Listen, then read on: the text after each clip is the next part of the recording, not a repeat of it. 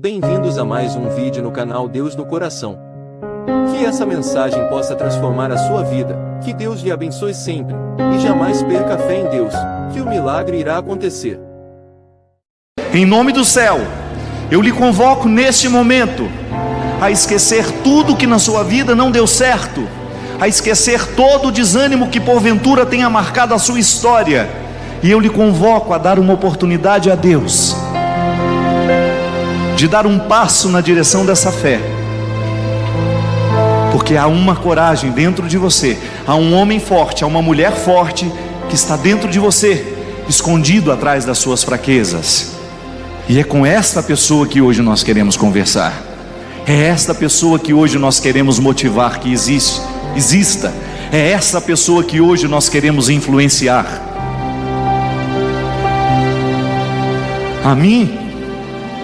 A mim não interessa o que o mundo pensa sobre você, a mim interessa o que Deus sabe a seu respeito, e eu tenho consciência, eu tenho convicção, que Deus, desde o início dos tempos, mesmo antes de você ser criado, mesmo antes de você ser gestado no ventre da sua mãe, você já era um projeto vitorioso. Quanta história, meu Deus!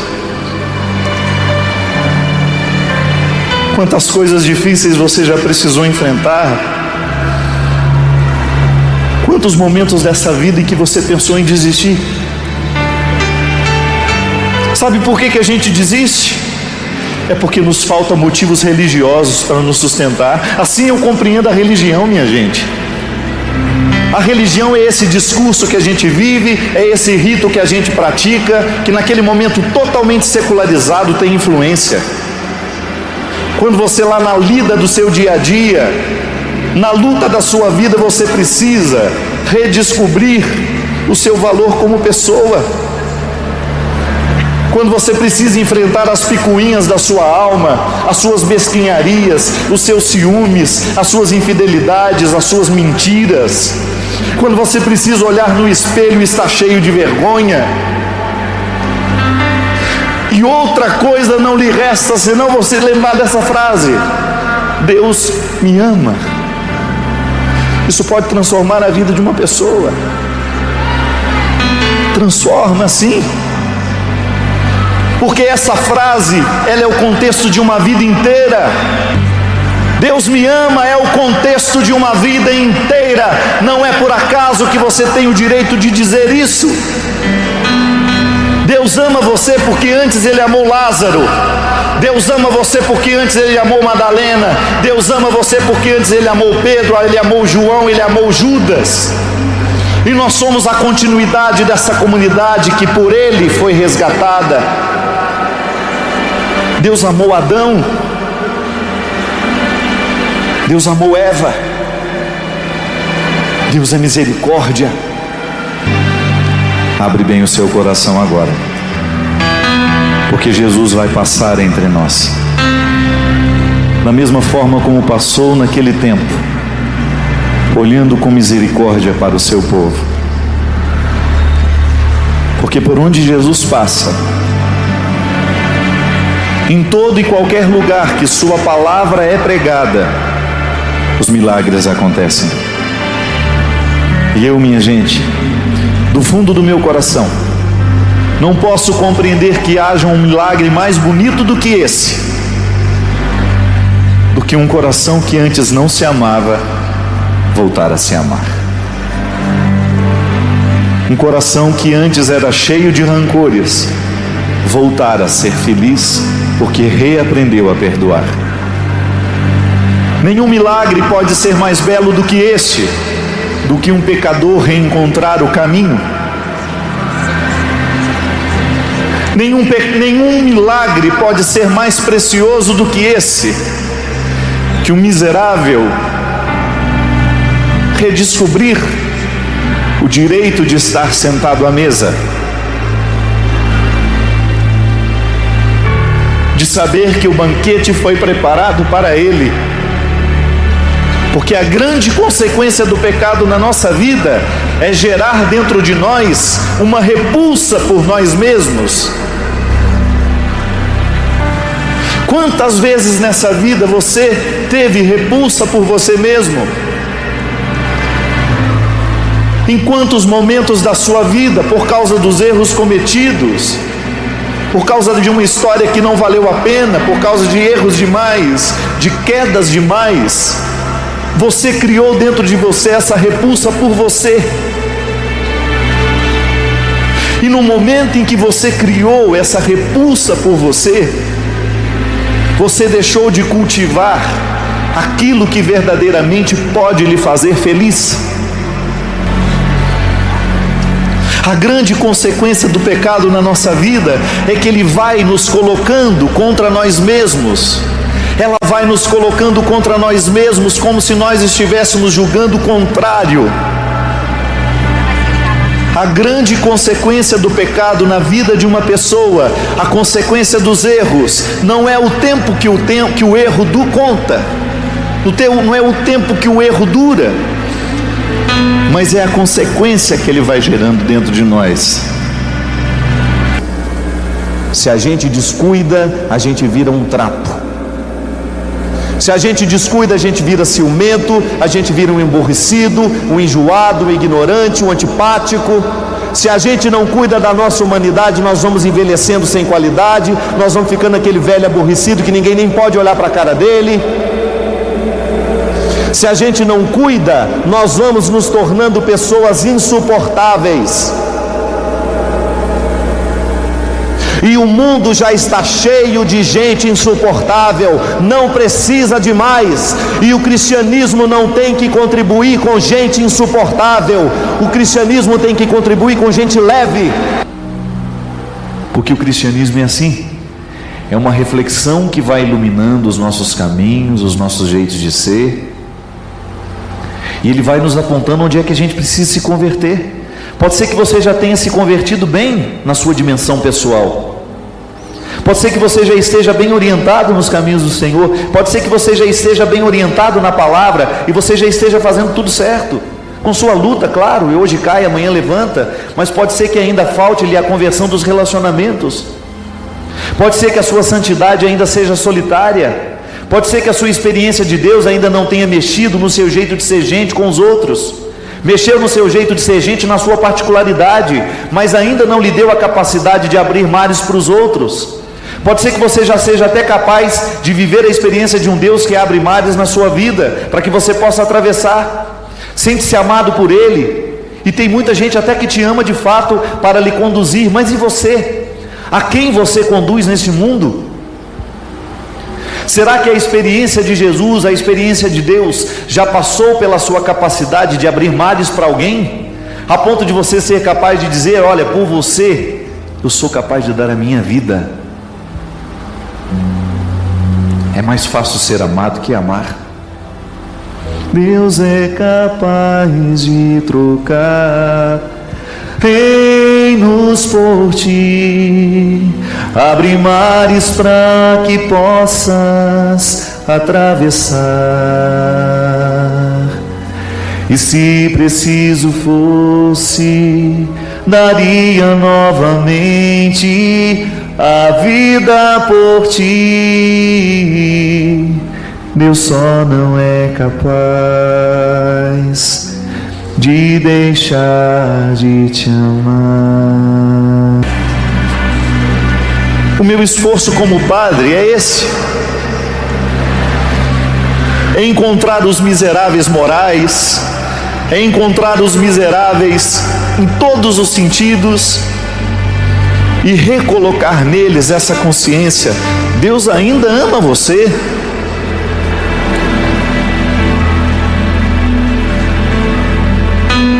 Não há nenhum pecado que você possa ter cometido nessa vida que seja capaz de apagar ou de ocultar essa verdade. Você não tem o direito de viver como se você fosse um miserável, porque você não é. A vida pode ter lhe colocado misérias, mas você não é miserável. Nós não podemos nos transformar nos erros cometidos. Sem medo de errar, todos nós experimentamos a miséria. Todos nós sabemos o quão é duro viver, como é difícil escolher a melhor parte da vida, como facilmente nós incorremos no erro, como facilmente nós caímos nas desgraças, como facilmente nós tornamos a vida nossa num inferno. E a porta para tanta desgraça, a porta para tanta de destruição, é justamente no momento em que nós deixamos de nos querer bem. É o momento em que nós nos esquecemos do nosso valor como pessoas. Por isso a igreja é tão sábia em fazer do primeiro anúncio, querigma, é dizer, é confessar de cima dos telhados, nos lugares mais inusitados, gritar em alto bom som que Deus ama você, que Deus ama a mim, apesar da minha miséria, apesar da sua miséria. Essa notícia não muda. Essa notícia não pode ser modificada, porque nós não podemos modificar a plenitude da salvação que está em Jesus. Minha gente, cada vez mais nós temos que nos convencer de que Deus não pode fazer nada em corações preguiçosos. Corações letárgicos não têm força de chegarem ao céu. Coração preguiçoso, o máximo que chega na esquina, o máximo que chega na esquina da vida, porque o processo humano é dureza o tempo todo, e você sabe, e você experimenta isso. Você sabe o quanto dá trabalho você lidar na honestidade, você sabe quanto sangue você tem que suar para você amar de verdade, para você ser um homem de integridade, para você ser uma mulher de integridade. Você sabe o quanto você precisa suar sangue para manter a fidelidade às coisas. Aquele que desce a mão sobre o seu povo é para acordar. Acorda com carinho, mas acorda com urgência. Não dá para nós querermos continuar conciliando o cristianismo com a preguiça da vida. Ontem a gente dizia, né? Diga a Deus que eu fico. Unimos a nossa frase à expressão de Dom Pedro, que um ano antes da independência do Brasil tomou uma decisão importantíssima para que o país fosse livre depois.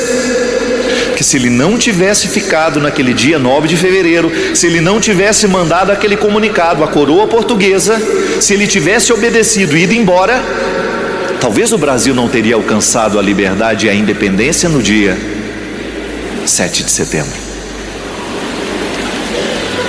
Ele precisou decidir: eu fico, eu vou lutar. Quantas vezes Deus também nos coloca no mesmo lugar?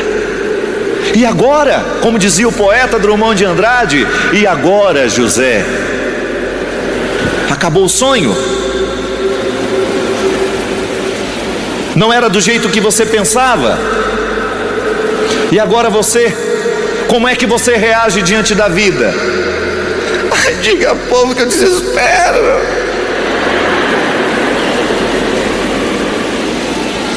Eu desisto. Eu não dou conta. Essas frases não combinam com maturidade. Quem se joga no chão e dá birra é criança.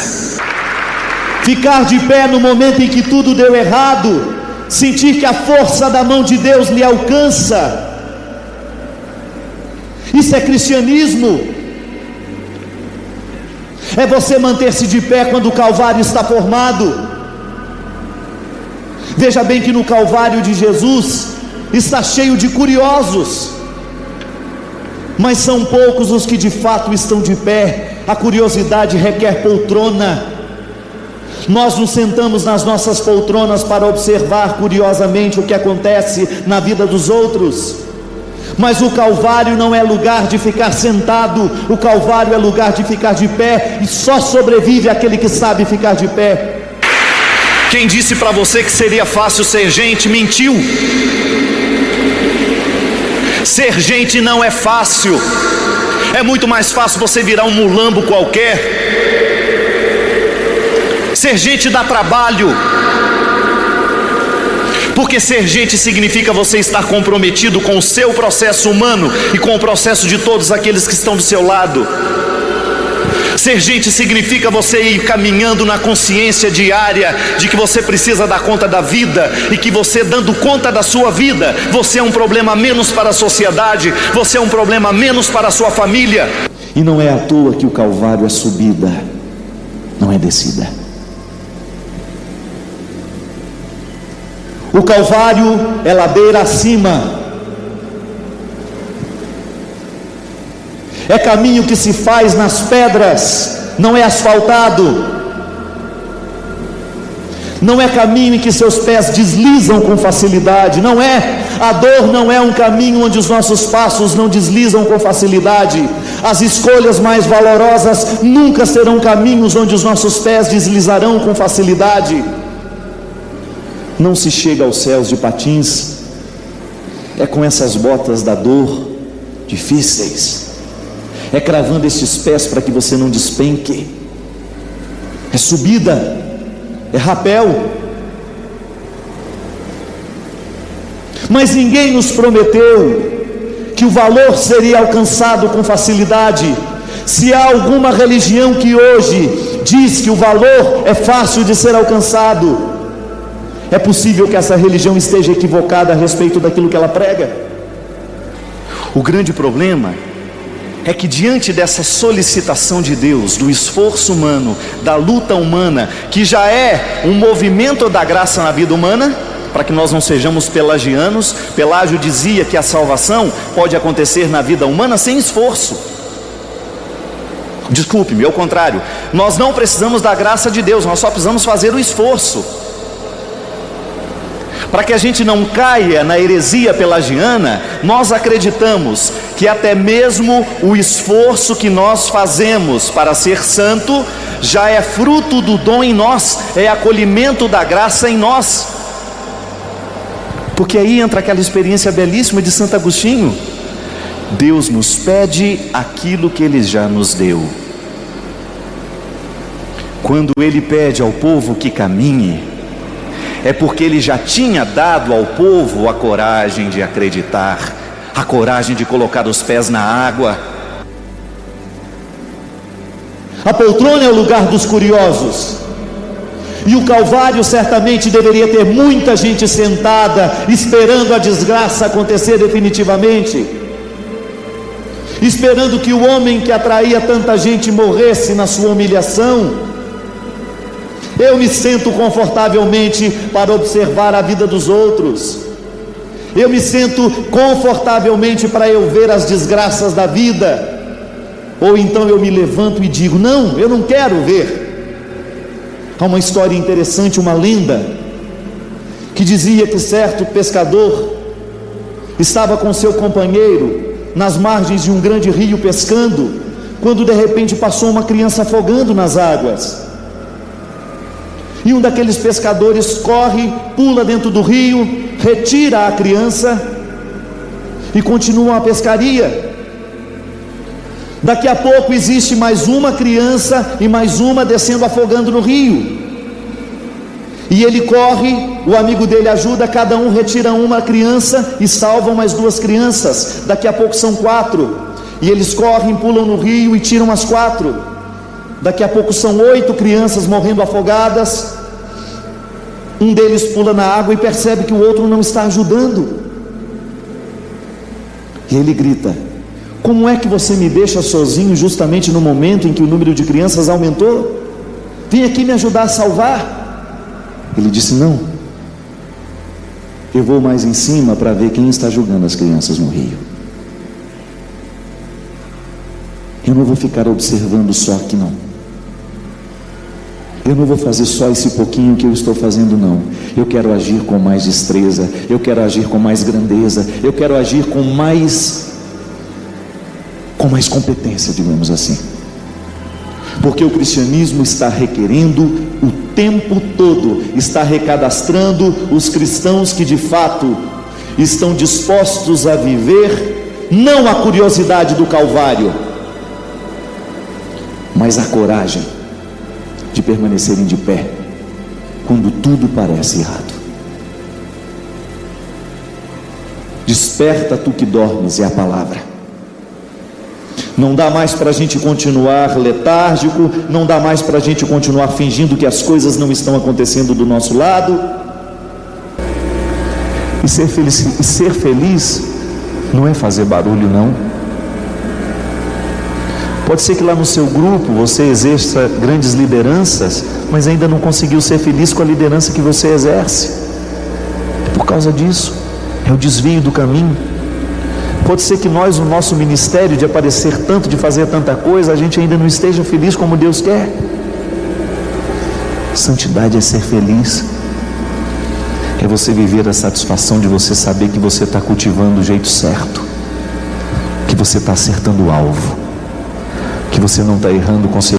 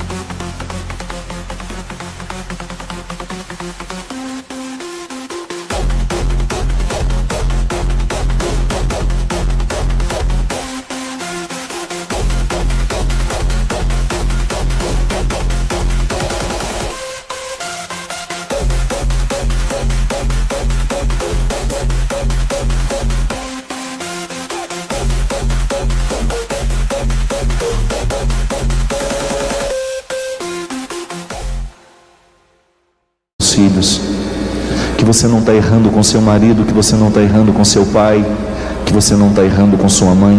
Santidade é isso. A tranquilidade de você deitar a cabeça no seu travesseiro e saber que você está acertando o alvo, mesmo que as fragilidades continuem dentro de você. Queira essa santidade.